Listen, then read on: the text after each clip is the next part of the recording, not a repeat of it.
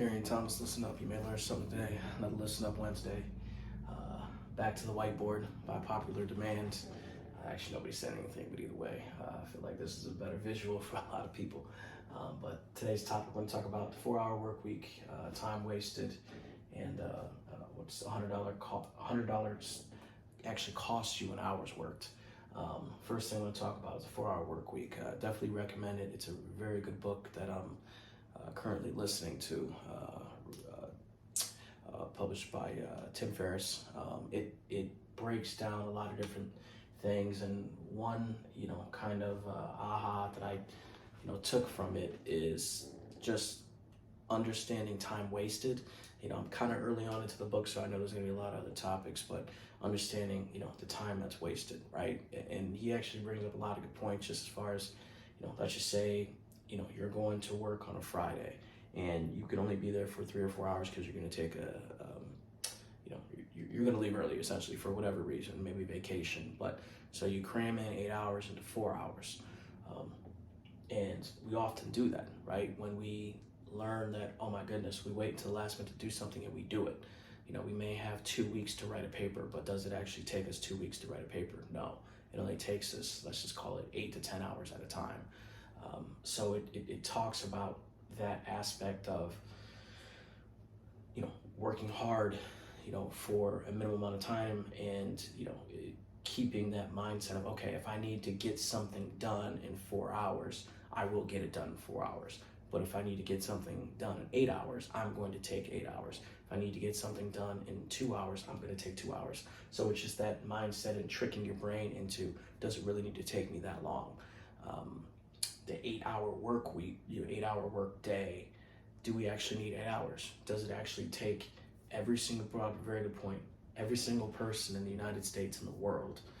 I believe everybody's on the 8-hour a day work day. Do they really need 8 hours? We're going into the mindset of every single person needs 8 hours to work. And I'm not really kind of talking about the clock in, work a shift as far as, a waitress or a bartender or something on those lines. We're talking about like production, right? Does it take somebody 8 hours to complete what they need to complete, or are they dragging it out? Are they making themselves, we're going to go into it a little bit later, but productively, or they're just making themselves busy and not productively busy? But it's a very good book. I definitely recommend it. It just talks about bringing that 8-hour work week, into 4 hours. Can you accomplish something a lot faster than what you actually need to take the time, the time that you're given? Really good book. So I want to talk about, again, transitioning into that time wasted. There's a lot of times in our day, in my day, that I realized that, man, did I, and it could just be something as small as, if I would have went this way instead of that way, that would have saved me 2 minutes. And that's, on a smaller scale. But, how much time am I actually wasting in my day? Because I make myself busy but not productive. Listen up, you may learn something today. How much time am I wasting in my day because I make myself busy and not productive? It's very easy to make yourself busy and not productive, right? You could, essentially do anything and seem busy, but are you doing anything productive? It's, it's one of those things on, where it's, okay, I can, go to the office, I can talk on the phone, and I could walk around and, okay, wow, like he's always on the phone, he's busy, but maybe I'm not talking, business, I'm talking to a friend, right? It makes myself seem busy, but I'm not being productive. Am I, I'm starting to learn to delegate things, especially from a landlord, perspective. It's, do I need to be cutting that grass? Do I need myself to paint, the floor? Do I need to, clean up the yard myself? Do I need to, and that goes back to, busy and not productive, right? Like, can I delegate that? And that could be, anything in life. And, a lot of people, a lot of high level people will tell you, is this an income generating activity? If it's not, get rid of it. Meaning, get rid of it, delegate it, give it to somebody else. If it takes me an hour to go and pick up, my kids from school? Can I have somebody else do that? Again, I'm not going to get into that, right?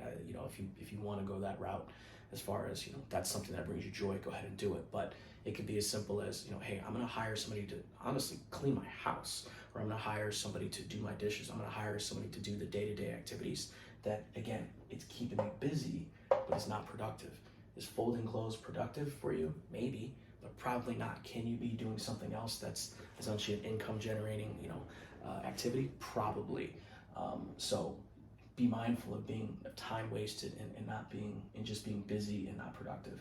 And the last thing we're going to talk about is, $100 cost an hour's worked. So this is more from an hourly standpoint. If you're an hourly worker, what does $100 cost you in hours? So let's just say you work an 8-hour day, you work $12.50 an hour. Obviously, $100 will cost you 8 hours. So if you spend $100, that costs you 8 hours of work. So when you're spending things like clothes, right, or jewelry, or something that may not be an asset, it may just be a liability, it's going to lose value. As soon as you buy it, you got to think, okay, how much did I give up? How much did I sacrifice? I look at it as, again, I don't really work hourly anymore, but what was the worst hours or days of my life, right? Like, what was it? It was just a terrible day where, I was going through this and that, and it was very tough for me. I was able to make $100, but it was just an absolute grind the whole entire day.